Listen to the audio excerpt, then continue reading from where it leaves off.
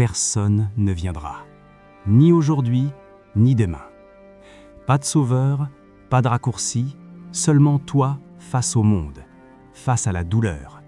Et une question simple, vas-tu te briser ou devenir plus dur?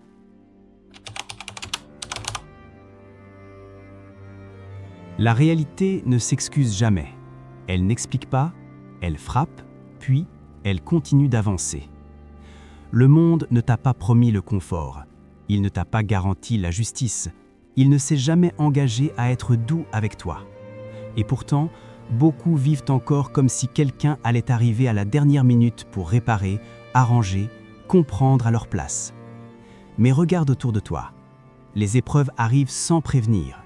La perte, l'échec, la solitude, parfois même quand tu as tout fait comme il faut. Le stoïcien commence ici, exactement ici, au moment où les illusions tombent. Il ne demande pas « pourquoi moi ?» Cette question affaiblit, elle détourne l'attention de l'essentiel. Il se demande plutôt « que vais-je faire maintenant ?» Parce que la réalité brutale a une loi simple. Elle ne change pas pour toi. Tu peux t'indigner, te plaindre, chercher des coupables. Le résultat reste le même. L'énergie gaspillée dans la colère est une énergie perdue pour l'action. Accepter n'est pas abandonner. Accepter, c'est arrêter de se battre contre le réel pour enfin se préparer à y survivre. Le monde est indifférent à ton confort émotionnel. Il récompense la clarté. Il respecte la solidité. Le stoïcien comprend que la souffrance n'est pas une anomalie. Elle fait partie du contrat. Attendre une vie sans douleur, c'est attendre l'impossible. Et chaque attente irréaliste devient une source de frustration supplémentaire. Alors il change de posture. Il cesse de vouloir contrôler la tempête. Il apprend à se tenir droit sous la pluie. Cette lucidité est inconfortable. Elle fait mal au début. Elle détruit les illusions rassurantes. Mais elle offre quelque chose de plus précieux, la stabilité intérieure. Quand tu comprends que la vie ne te doit rien, tu cesses d'être en colère contre elle. Tu deviens plus calme, plus attentif, plus dangereux aussi, parce que tu n'es plus surpris. Et c'est à cet instant précis que la transformation commence, quand tu ne demandes plus que le monde soit juste, mais que tu décides de devenir plus fort que ce qu'il t'impose. La suite commence là, dans ce choix silencieux.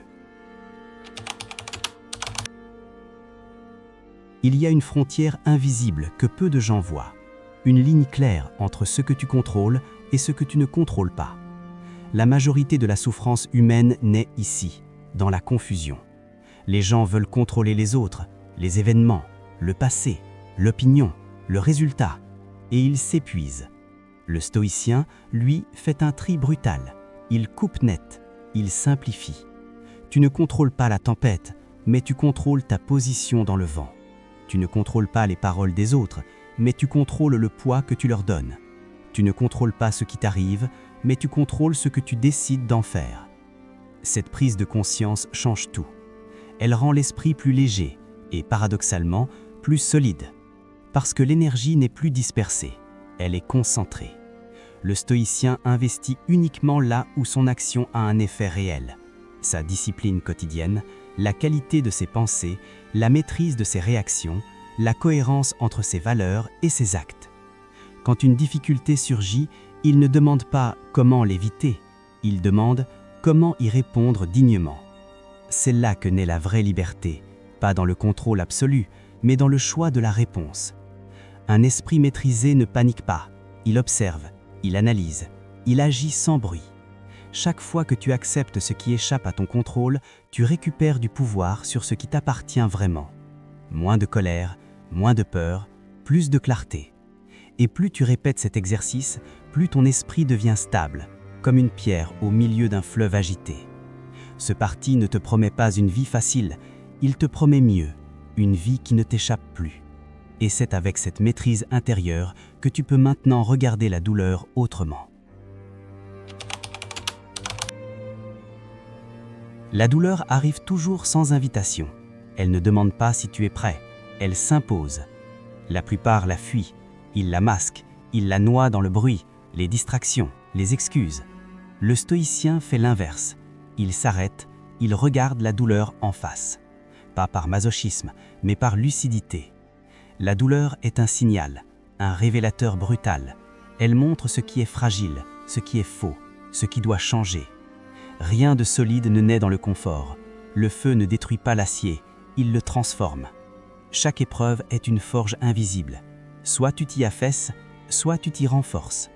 La différence ne vient pas de l'intensité de la souffrance, elle vient de ton attitude. Quand la douleur frappe, pose-toi une seule question. Vais-je subir ou apprendre? Le stoïcien comprend que la souffrance fait partie de l'entraînement. Elle endurcit l'esprit comme le froid endurcit le corps. Elle enseigne la patience, l'humilité, la résistance. Il ne dramatise pas, il n'amplifie pas mentalement ce qui fait déjà mal. Il respire, il endure, il avance, un pas après l'autre. La douleur qui n'est pas comprise devient un poison. La douleur comprise devient une arme. Avec le temps, quelque chose change. Ce qui t'effrayait hier te semble aujourd'hui supportable. Ce qui te brisait devient une charge que tu sais porter. Et c'est ainsi que naît la force mentale. Pas dans les discours, mais dans les moments où tu continues malgré l'inconfort. La forge ne parle pas, elle brûle, elle façonne. Et pendant que d'autres cherchent à échapper à la douleur, toi, tu es en train de devenir quelqu'un que la vie ne peut plus facilement plier. La suite exige encore plus de rigueur, car pour ne pas être esclave de la souffrance, il faut apprendre à se maîtriser soi-même. La discipline commence là où l'envie s'arrête, quand l'excitation disparaît, quand personne ne regarde, quand il n'y a plus d'applaudissements. La plupart attendent d'avoir envie. Le stoïcien agit sans négocier. Il sait que l'esprit est instable, changeant, facilement influençable. Alors il impose un cadre, des règles, simples, répétées chaque jour. Se lever même quand le corps résiste, faire le travail même quand l'émotion dit non, tenir la ligne même quand personne ne félicite. La discipline n'est pas une punition, c'est une protection. Elle évite les décisions inutiles, elle réduit le chaos intérieur. Elle crée une continuité quand tout vacille. Et avec la discipline vient le silence. Le stoïcien ne commente pas chaque bataille, il ne justifie pas chaque choix, il ne cherche pas à convaincre. Le silence conserve l'énergie, il évite les conflits stériles, il empêche les émotions de prendre le contrôle. Parlez moins, observez plus. Celui qui maîtrise sa langue maîtrise déjà une partie de son destin. Mais la discipline et le silence ne servent à une chose, la maîtrise. Maîtrise du corps, maîtrise des impulsions, maîtrise des réactions immédiates. Ne pas exploser quand on provoque, ne pas se disperser quand on doute, ne pas céder quand c'est difficile.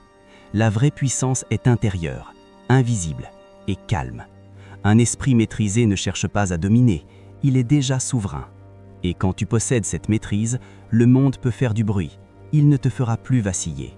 Car celui qui se gouverne lui-même n'a plus besoin de contrôler quoi que ce soit d'autre. Il ne reste plus qu'une dernière vérité à affronter, la plus tranchante, celle qui donne du poids à chaque instant. Un jour, tout s'arrête, sans avertissement, sans négociation. Ton nom sera prononcé une dernière fois, puis le silence. Memento mori. Souviens-toi que tu vas mourir. Pas pour te paralyser, pour te réveiller. La mort n'est pas une menace, c'est une mesure. Elle donne une valeur précise à chaque instant. Quand tu intègres cette vérité, tout change. Les peurs deviennent plus petites, les futilités perdent leur pouvoir, les excuses sonnent creux. Le stoïcien garde la mort à l'esprit comme on garde une boussole, non pour regarder la fin, mais pour marcher droit. Chaque matin devient une opportunité limitée. Chaque décision compte, chaque effort a du poids. Pourquoi remettre à demain? Pourquoi vivre à moitié?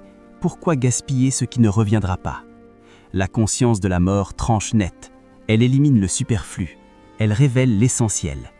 Tu n'as pas un temps infini pour devenir fort. Tu n'as pas un nombre indélimité de chances. Et c'est précisément ce qui rend l'instant précieux.